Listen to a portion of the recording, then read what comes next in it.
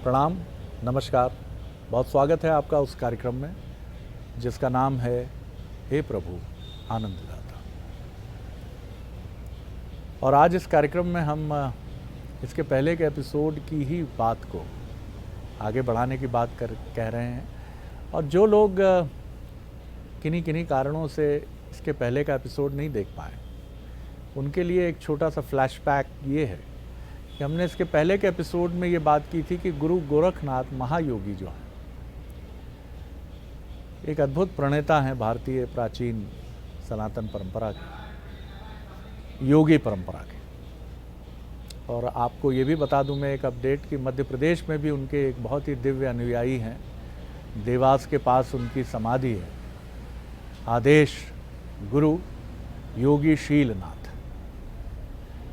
19वीं सदी में उन्होंने डेरा डाला था यहाँ आकर, और जो राजवंश देवास का रहा उस समय के 19वीं सदी के जो भी राजा रहे, वो इतने प्रभावित हुए उनके आचरण से कि उन्होंने खुद को सेवक बना लिया और पूरा राजपाट शीलनाथ को सौंप दिया। लेकिन शीलनाथ जी के लिए राजपाट का क्या अर्थ था? धूनी जलती रहती थी और वो अखंड धूनी आज भी जलती है। जिनको योगिक परंपरा को सुनना है, समझना है, और बड़ी आध्यात्मिक शांति है, आप कभी जाएं तो एक बार ज़रूर वहाँ जाकर उस आध्यात्मिक शांति को अनुभव कीजिए। तो हम ये बात कर रहे थे कि गुरु गोरखनाथ ये कहते हैं कि मारण बहुत मीठा है, सुन ले रही होगी, मृत्यु बहुत आनंददायी है, बहुत मीठी है। अब यहाँ मृत्यु की अनेक व्याख्या है, जैसा हम इसके पहले हमने चर्चा की कि कुछ लोग जीवित रहते हुए भी इतने हताश और निराश हो जाते हैं, और दुर्भाग्य से कई लोग इसी अवसाद में जीवन या अपनी लीला को भी समाप्त कर लेते हैं। और उनके लिए हम एक शब्द कहते हैं कि ये जीवित थे ही नहीं। उनको भी अपने को उल्लास और लास्य से भरना चाहिए, और समाज की भी ये जिम्मेदारी है। और एक वो हैं जो ये मान लेते हैं कि शरीर तो एक किराए का भवन है, इसको तो छोड़ना ही है, एक दिन छोड़ना है, तो वो मृत्यु का अभ्यास जीवित रहते कर लेते हैं। और वो इसीलिए इतने प्रसन्न रहते हैं। जो जीवित रहते हुए मृत्यु का अनुभव कर ले, उसके लिए तो मृत्यु एक पर्व हो जाती है ना। कि जैसा एक एपिसोड में गोस्वामी जी ने अपने पूज्य पिताजी का, जो बहुत ही विज्ञ अध्यात्म की एक बड़ी विभूति हैं रहे हैं, उन्होंने 100 वर्ष शतायु होने के बाद एक दिन शिकायत की, उलाहना की, हे मैया क्या अभी भी तेरा मन नहीं भरा, क्यों नहीं बुला लेती मुझे? जहाँ आप मृत्यु की प्रतीक्षा करते हैं, मृत्यु की नहीं, चोले के छूटने की, चोले में रहते हुए ही आप सारी कामनाओं को आप संतुष्ट कर चुके हैं। आप जीवित रहते हुए ही इस दृष्टि से आप मर चुके हैं। कोई कामना नहीं बची आपकी, कोई इच्छा नहीं है आपकी, कोई दुख नहीं है, कोई सुख नहीं है, सब सम है। तो आज इसी पर मुझे लगा, हमें लगा कि ये विषय एक और व्याख्या की दृष्टि से हमें आगे बढ़ना चाहिए। तो हमारे साथ हैं विद्वान वक्ता और भगवत गीता और मानस मर्मज्ञ, भगवत गीता के अध्येता, मानस मर्मज्ञ प्रोफेसर डॉक्टर सुरेंद्र बिहारी गोस्वामी। प्रणाम कर रहा हूँ गोस्वामी जी। मृत्यु के प्रति उत्कट लालसा, मृत्यु की प्रतीक्षा, मृत्यु को निमंत्रण, मृत्यु के प्रति हमेशा नजरें ऊपर उठाकर देखते रहना, ये ऐसे प्रश्नों के सार में निहित होता है। कभी गली से निकलते रहें और किसी श्वान के भौंकने की आवाज़ आए तो जो डरे हुए लोग हैं वो दौड़ने लगते हैं। तो समझदार लोग उनसे कहते हैं नहीं नहीं, जब वो भौंक रहा हो तो खड़े हो जाना, अपना दौड़ना नहीं है, दौड़ने से वो पीछे लगेगा, वो समझ जाएगा कि आप डर रहे हो, फिर वो आपको काट लेगा। तो फिर दूसरी बार जब वो व्यक्ति वहाँ से गुजरता है और श्वान भौंकते रहता है तो खड़ा हो जाता है, वहाँ के उसे सूंघता है, देखता है, कुछ नहीं करता, चला जाता है। उसे लग जाता है आहा ये तो कुछ करता नहीं, मेरा डर था जो मैं इससे डर के भागते रहता हूँ, भौंकना इसका काम है। तो जो भयाक्रांत करे उसका नाम मृत्यु है, लेकिन जो वास्तव में आनंद की प्रतिमूर्ति हो, आनंद उससे उत्पन्न होता हो जी। मुझे आप एक बात बताएं, कोई बहुत दिन से परदेश में हो, बहुत दिन से, उसको अपने घर जाने की लालसा लगे तो वो खुश होगा या दुखी होगा? बड़ा दार्शनिक लेकिन सीधा सा प्रश्न है। चाहे वो किसी मठाधीश के यहाँ रह रहा हो, 56 भोग खा रहा हो, अपने घर से बाहर काम कर रहा है, अरे तो वो छोड़िए, दूर से आकर नौकर हमारे यहाँ काम करते रहते हैं जिन घरों में, वो भी जब त्यौहार आता है, उत्सव आता है, कोई समय आता है तो कहते हैं साहब मुझे अपने घर जाना है। रोज आप उसे घी चुपड़ी रोटी खिला रहे हैं, 56 भोग दे रहे हैं, नए नए कपड़े पहना रहे हैं, लेकिन वो अपने घर तो जाना चाहता है ना, क्योंकि वो वहाँ का है नहीं। एक पंछी परदेश में आया, एक पंछी परदेश में आया। अब परदेश में आया तो नाना प्रकार के दृश्यों में घूमता रहा, लेकिन प्यासा रहा, पानी नहीं मिल रहा है ना, घर की याद आई। एक दिन उसने अपनी उड़ान भरी ऊपर, पंछी ने ऊपर उड़ान भरी, तो ऊपर उड़ान जैसे ही आकाश की ओर बढ़ी तो बिना चोंच के पानी मिल गया उसको, क्योंकि आकाश में तो पानी ही पानी था, बरस रहा था, तो यहाँ तृप्त नहीं था, वहाँ पानी पीते पीते थक गया वो, चोंच भी नहीं लगाना पड़ा उसको, बिना चोंच के पानी मिल गया परदेश में जाने में। गोरखनाथ जी कहते हैं यही मिठास है, तुम कब तक परदेश में रहकर सुखी रह पाओगे? ये हमारा देश नहीं है भाई, और इस देश का जो नाम है उस नाम ही है मृत्यु लोक। तो आप ऐसे लोक में आए हैं जहाँ मृत्यु होती है। तो सबसे पहले आप ये समझ लें, जन्म शरीर का होता है, मृत्यु शरीर की होती है। आपकी बात से बड़ी सुंदर बात ध्यान में आई। मोटिवेशनल बुक है जीने की कला, मुझे लगता है मरने की कला भी सीखनी चाहिए। देखिए, इस पर कभी हमारी आपसे वार्तालाप भी हुई थी। जीना एक कला हो सकता है, मृत्यु तो केवल आनंद है। मृत्यु कला नहीं है, आनंद है। मृत्यु के लिए आनंद है, क्योंकि मृत्यु के लिए कला यदि आप निर्धारित कर दोगे तो फिर लोग वो साधनाएं लेके आ जाएंगे। सुनो, अब शरीर त्यागना है तो भूखे रहो, प्यासे रहो। ध्यान रखिए, मृत्यु को आनंद कौन देखता है? महायोगी। महायोगी किस रूप में आनंद देखते हैं? देखिए, इन महायोगियों को हम अलग अलग नामों से पुकारते हैं। परमहंसी सत्ता कहलाती है, इन्हीं को हंस कहते हैं। यही योगी हंस है। हंस क्यों है? नीर क्षीर अलग कर देता है।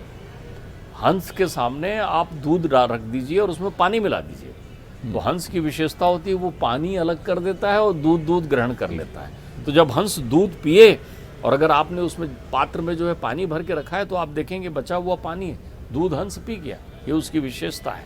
तो परमहंसी क्यों कहा जाता है? वो परमहंस होते हैं, अर्थात वो नीर क्षीर का विवेक रखते हैं, नीर क्षीर का विवेक रखते हैं। उनका जीवन यापन एक रस में होता है, उनका जीवन यापन एक रस में होता है। बड़ी सुंदर बात महायोगी गोरखनाथ जी कहते हैं। महायोगी गोरखनाथ जी कहते हैं, कहत सुहेली, कहत सुहेली रहत दुहेली,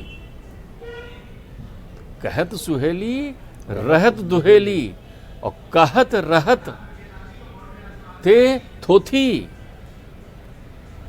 जो लोग कहते कुछ हैं और रहते कुछ हैं, जीवन में असमंजस मृत्यु उनको आनंद नहीं दे पाती ना, आप नहीं समझ रहे हैं। कहत सुहेली, वेद पुराण ने सुंदर बात कही है, मृत्यु को आनंद कहा है।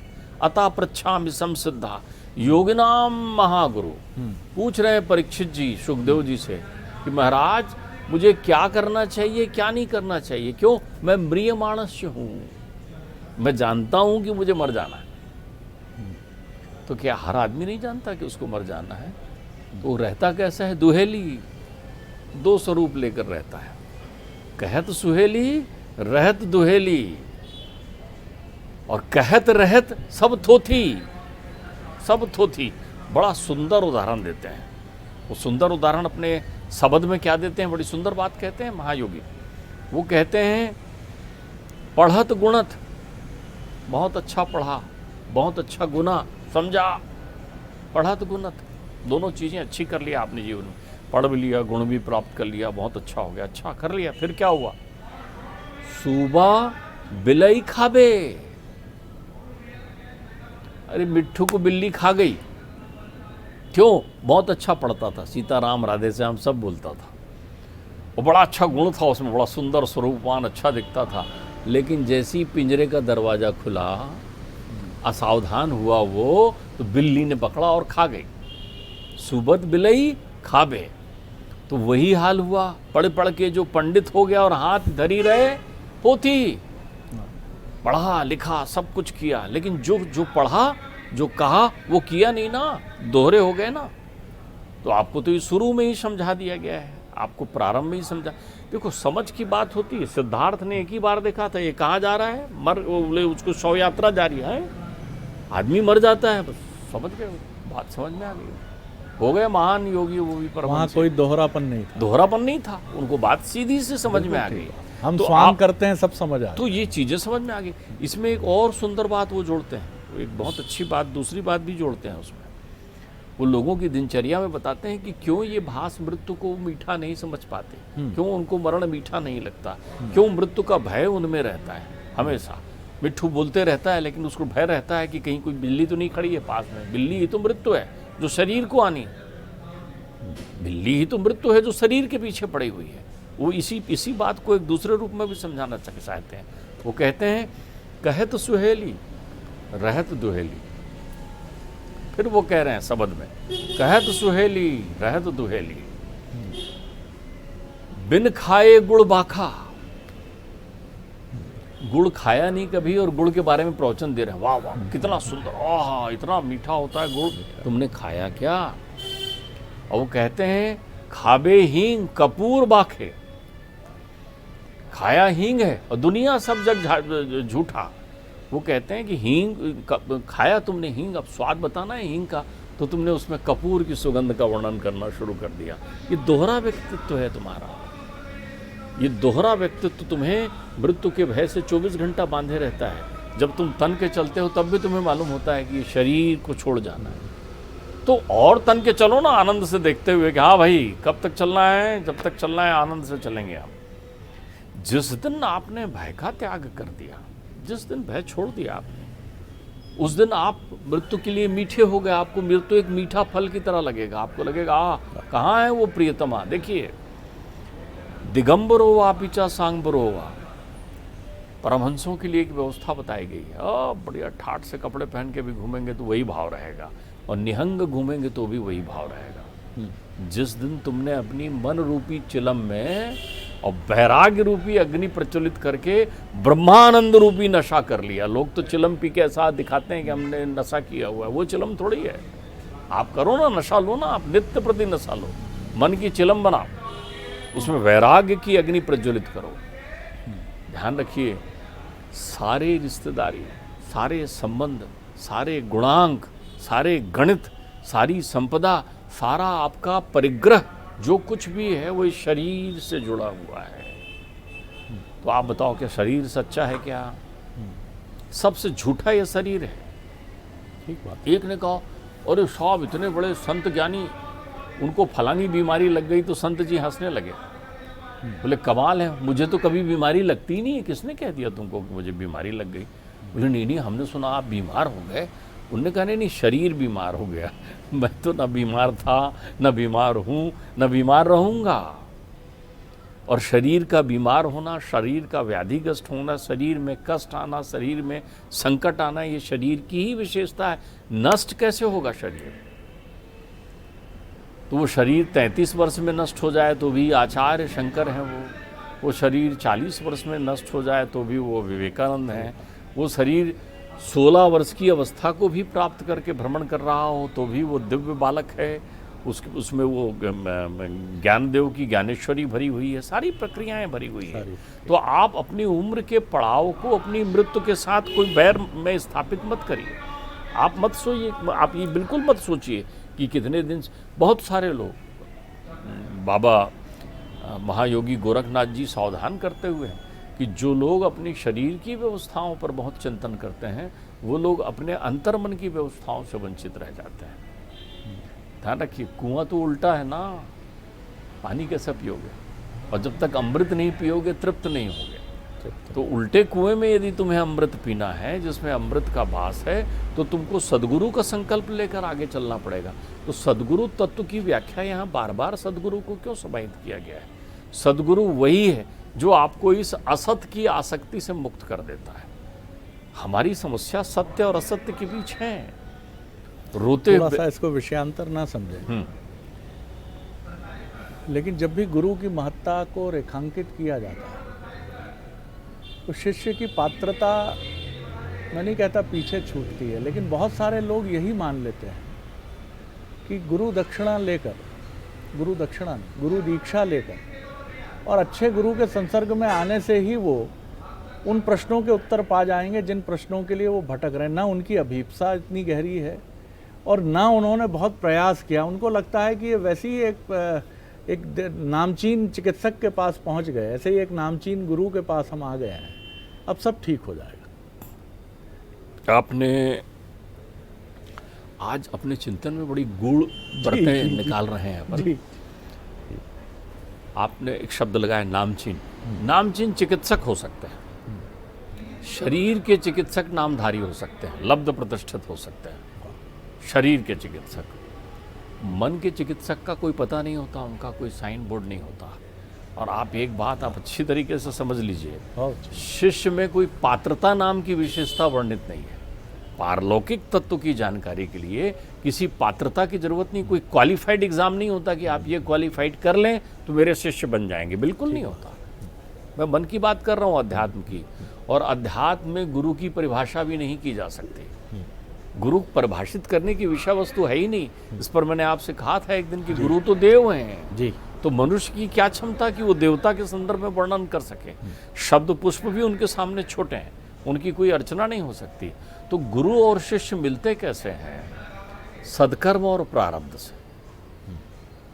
जो उल्टे कुएं से पानी पिला दे शिष्य को, अमृत का जल पिला दे, वो गुरु होता है। उल्टे कुएं से, तो उल्टा कुआं किसका उदाहरण है? ये संसार में सब उल्टे ही लोग तो बैठे हुए हैं, लटक के आए ना सब उल्टे, सर नीचे पैर ऊपर। तो जो मुक्ति दिला दे वो गुरु होता है, ध्यान रखिए। गुरु किसी प्रकार का कोई चमत्कार नहीं करता। और गुरु की प्राप्ति आपको किसी दर्शनी दीर्घा में या किसी विज्ञापन में या किसी आश्रम में या किसी साइन बोर्ड में नहीं होता। यहाँ जो आपका हृदय जो है वो एकदम फड़कने लगता है, आपके अंतर्चित्त में रोमांच उभर कर आ जाता है। गुरु एक बहुत सहज व्यक्ति होता है, उसमें केवल गुरुत्वाकर्षण होता है, ध्यान रखिएगा, केवल गुरुत्वाकर्षण होता है। ऐसा आकर्षण आपके चित्त का हरण कर लेता है। बस आपको लगता है मैं उनको देखते रहूं, आपको लगता है कि मैं उनके पास जाऊं, मुझे एक तृप्ति मिल जाती है। बहुत सारे लोग मौन बैठे रहते हैं, कभी किसी से दीक्षा नहीं ली, एक कनखियों से उनको देख लेते हैं तो आनंद मिल जाता है। इसीलिए तो कृष्ण को जगत गुरु कहा गया, कृष्णम वंदे जगत गुरु। क्यों? आपके तात मात बंधु सखा बहुविध हित मेरो, सब कुछ वही है, परमात्मा है। तो जब परमात्मा के स्वरूप का चिंतन किसी व्यक्ति के शरीर और उसके व्यक्तित्व में अनुभूति करने के लिए आपको हो जाए तो आप समझ लीजिए आप पर गुरु की कृपा हो गई। गुरु की कोई दीक्षा नहीं होती, गुरु की कोई दक्षिणा नहीं होती, ये तो शिष्य ग्रहण करता है। शिष्य जो वो ब्रह्म ज्ञान प्राप्त करता है उसके लिए शब्द लगाता है दीक्षा। शिक्षा से अतिरिक्त होती, शिक्षा लौकिक होती, पारलौकिक जब आपको कोई ज्ञान दिया जाता है तो वो दीक्षा कहलाती है। पारलौकिक तत्व से मिलाता है गुरु आपको। गुरु आपको आत्मानुभूति, आत्म तत्व का दर्शन करता है। पठंति चतुरो वेदा खट शस्त्राणि अष्टादश पुरांगता और आत्म तत्व न जानाति दर्भी पाकर संरसा। श्रीमद् भागवत पुराण में बड़ी अच्छी बात कृष्ण कहते हैं कि अगर तेरे प्रारब्ध कर्म जागृत हो गए, मुझे बताओ ध्रुव ने कौन सी परीक्षा पास की थी? ठीक बात। उसके अंतर्मन का संकल्प उठा और उस संकल्प से त्रिलोक हिल गया कि एक बालक के अंतर्चित्त में ये संकल्प आया है कि वो परमात्मा की गोद में बैठना चाहता है। तो देव ऋषि नारद स्वयं उपस्थित होकर उसको मंत्र देने आ गए थे। उस गर्भस्थ शिशु प्रहलाद का कैसा भाग्य जगा होगा जो उनकी माता जी को ले जाकर भागवत पुराण सुनाने लगे। वो तो गुरु को ढूंढना नहीं है, ध्यान रखिए, ये भ्रम छोड़ दीजिए। जैसा कहा है, बाबा भी कहते हैं इस बात को, अब मोहि भा भरोसा हनुमंता और बिन हरि कृपा मिले नहीं संता। तो जिस दिन उसकी कृपा हो जाएगी उस दिन तुम्हारे अंतर्चित्त में गुरु ज्ञान प्राप्त हो जाएगा। लेकिन गुरु भी कहेगा आपको योगी मरो मरो। कौन मर रहा है? आपका अहंकार मर रहा है। कौन मर रहा है? आपके विषय मर रहे हैं। कौन मर रहा है? आपकी भौतिकता मर रही है। कौन मर रहा है? आपके सारे विकार मर रहे हैं। और दो दुनियावी इस संसार के लौकिक उदाहरणों से हम इस बात को समाप्त करेंगे। जितना मैं गोस्वामी जी की इस बात को समझ पाया कि मरण कितना मीठा है, 70 के दशक की फिल्म आनंद और उसका एक चिरंतन संवाद। जो किरदार है उसको कैंसर है, मरना निश्चित है, लेकिन वो मरने की बात नहीं करता। बाबू मोशाय करके वो छेड़ता रहता है, पूरी दुनिया को हंसाता रहता है। और इसीलिए उसकी मृत्यु के बाद ये संवाद गूंजता है कि आनंद कभी मरा नहीं करते। रोते वो लोग हैं जो उससे जुड़े हैं, जो मरा है वो मरते समय भी हास परिहास कर रहा था। एक हमारे, जब आप ये कार्यक्रम देख रहे हैं उससे 2 दिन पहले उस अजीम शख्सियत को फांसी की सजा हुई थी, शहीद आजम भगत सिंह। जेल में जिस व्यक्ति का वजन बढ़ जाए, कोई परिचित आम लेकर आया है और अगले दिन जब वो आया, आम मीठे थे भगत सिंह, मैं तो खा नहीं पाया, थोड़ा उदास हूँ। उन्होंने देखा तो आम चूसने वाले थे सब फुला फुला कर भगत सिंह ने छेड़ने के लिए भगत सिंह जी ने जेल की कोठरी में रखे हुए। तो वो भी उदास हो गए कि शायद फांसी की सज़ा सुनाई गई है तो उदासी हो। फिर उन्होंने एक आम धीरे से उठाया, बोला देखो ना, वैसा का वैसा ही छुआ तो फुस हवा निकल गई, बड़ी जोर का खिलखिलाता ठहाका। और वो अंतिम क्षण जब जेलर आया, बड़े सम्मान से अदब से, भगत सिंह चलिए, उन्होंने लेनिन की आत्मकथा वो पढ़ रहे थे, उन्होंने कहा ठहरो जेलर साहब, इस समय 2 क्रांतिकारियों का मिलन हो रहा है, चलते हैं। 23 साल 5 महीने कुछ दिन तो जीना हमने सीखा है सर, या भगत सिंह जी ने सीखा था, या आनंद नाम के उस काल्पनिक किरदार ने सीखा था जो अपनी मृत्यु का उत्सव प्रतिदिन मनाता था। जीने की यही कला वास्तविक कला है। इसी बात को हमारे उपनिषद कहते हैं, आनंदम भूतम भवनम भविष्यत परिग्रहितम मृतेन सर्वम। मृत्यु जिसकी होनी है उसकी होती है, आनंद की मृत्यु नहीं होती। और आनंद कहाँ समाहित होता है? आत्माराम में। तभी तो कबीर कहते हैं कि कब मैं ये देह त्यागूं और कब पूर्ण परमानंद का शब्द उपयोग करते हैं। जो संपूर्ण है, जो अनंत है, उसको मैं प्राप्त करूं। आप मुझे बताएं, अगर बूंद जो है समुद्र में समाहित हो रही है तो उसके लिए आनंद की विषय वस्तु है, या समुद्र से बूंद बन रही है तब उसके लिए आनंद की विषय वस्तु है।